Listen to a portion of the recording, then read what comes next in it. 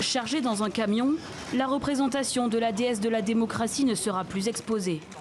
Comme cette œuvre, toutes les pièces de ce musée de Hong Kong, consacrées à la mémoire de la répression de Tiananmen en 1989, sont enlevées sous le regard des forces de l'ordre.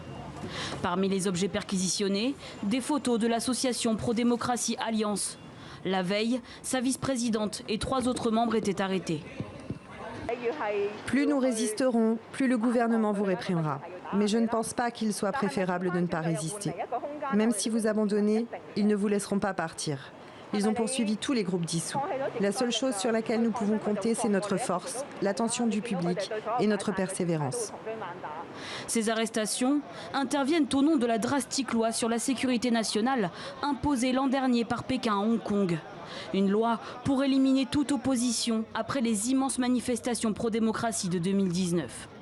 L'Alliance, dont le collimateur du gouvernement, a refusé de fournir à la police des informations sur ses membres et sur ses activités.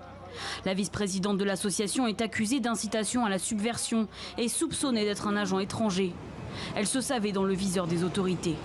Qui nous donne des ordres? Je suis inspirée par l'héroïsme des personnes qui ont donné leur vie à Tiananmen. J'exécute leur volonté. Est-ce que j'ai peur? Pas tant que ça. S'ils viennent me voir et disent « nous vous arrêtons aujourd'hui », je dirais simplement « ok ». On verra bien comment ça se passe. Chaque année depuis 1989, l'Alliance organisait une cérémonie en mémoire des victimes de la répression de Tiananmen. Mais les voix pro-démocratie en Chine sont forcées au silence. Dans un communiqué publié mardi, les autorités ont averti quiconque ne coopère pas à leurs enquêtes encourt amende et peine de prison.